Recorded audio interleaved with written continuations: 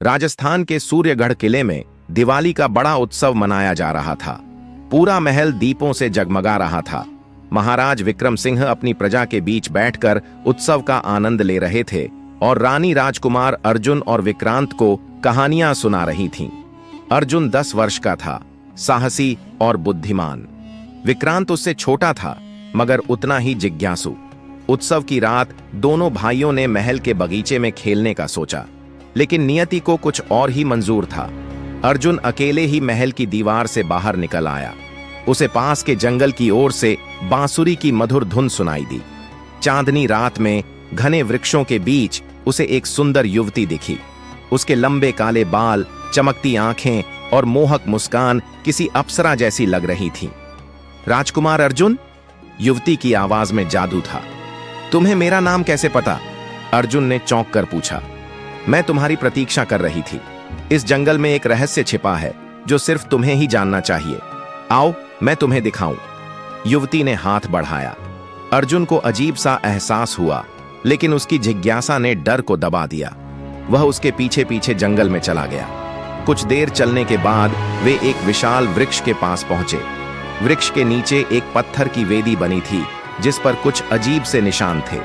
अचानक युवती के होठों पर एक भयानक मुस्कान आ गई। उसकी चमकती आंखें लाल हो गईं और नाखून लंबे हो गए। तुम अब मेरे शिकार हो, नन्हे राजकुमार। अर्जुन की रीढ़ में सिहरन दौड़ गई। वह भागने के लिए मुड़ा, मगर तभी पेड़ की शाखाएं सांपों की तरह लहराने लगीं और उसकी टांगों को जकड़ लिया। युवती, जो असल में एक नरभक्षी चुड़ैल थी, जोर से हंसने लगी। कितने भोले हो तुम राजकुमार। कोई भी सुंदर चेहरा देखोगे और उसके पीछे चल पड़ोगे। अर्जुन की आंखों में आंसू आ गए। उसने मां और भाई की याद की। क्या अब कभी उन्हें नहीं देख पाएगा? लेकिन वह कमजोर नहीं था। उसे याद आया कि उसके गुरु ने सिखाया था, डर के आगे ही जीत होती है। उसने गहरी सांस ली और अपने दिमाग को तेजी से चलाया। तुम सही कह रही हो, अर्जुन ने अचानक शांत होकर कहा। मैं बहुत भोला था, लेकिन क्या तुम सच में मुझे खाना चाहती हो? नरभक्षी रुक गई। क्या मतलब? तुम इतनी सुंदर हो, इतनी शक्तिशाली, तुम्हें किसी छोटे बच्चे को खाने की क्या जरूरत? नरभक्षी ठिठक गई। शायद पहली बार किसी ने उसकी शक्ति की सराहना की थी।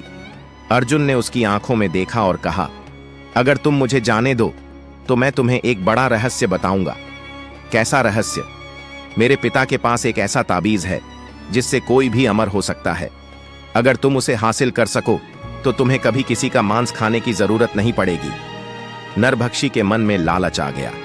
उसने शाखाओं को ढीला कर दिया और अर्जुन को पेड़ से अलग कर दिया। कहां है वो ताबीज? उसने झपट कर पूछा। महल के तहखाने में, मगर उसे लेने के लिए एक खास मंत्र चाहिए। मैं तुम्हें मंत्र सिखा सकता हूं, मगर इसके लिए मुझे अपने भाई से मिलना होगा। नरभक्षी ने सोचा, अगर ये सच कह रहा है तो मैं हमेशा के लिए अमर हो जाऊंगी। ठीक है, उसने कहा, चलो तुम्हारे महल की ओर। अर्जुन नरभक्षी को महल की ओर लेकर आया। जैसे ही वे महल के द्वार के पास पहुंचे, उसने जोर से चिल्लाया, सैनिकों, दरवाजा बंद करो। तुरंत भारी लोहे का दरवाजा बंद हो गया और सैनिकों ने चारों ओर से नरभक्षी को घेर लिया। धोखा! नरभक्षी चीखी। महाराज विक्रम सिंह और विक्रांत बाहर आए। अर्जुन दौड़कर पिता से लिपट गया। शाबाश पुत्र, महाराज ने कहा, तुमने अपनी सूझबूझ से इस दुष्ट को धोखा दिया। महाराज ने अपने तांत्रिक पुजारियों को बुलाया, जिन्होंने मंत्रों से नरभक्षी को एक पत्थर में कैद कर दिया।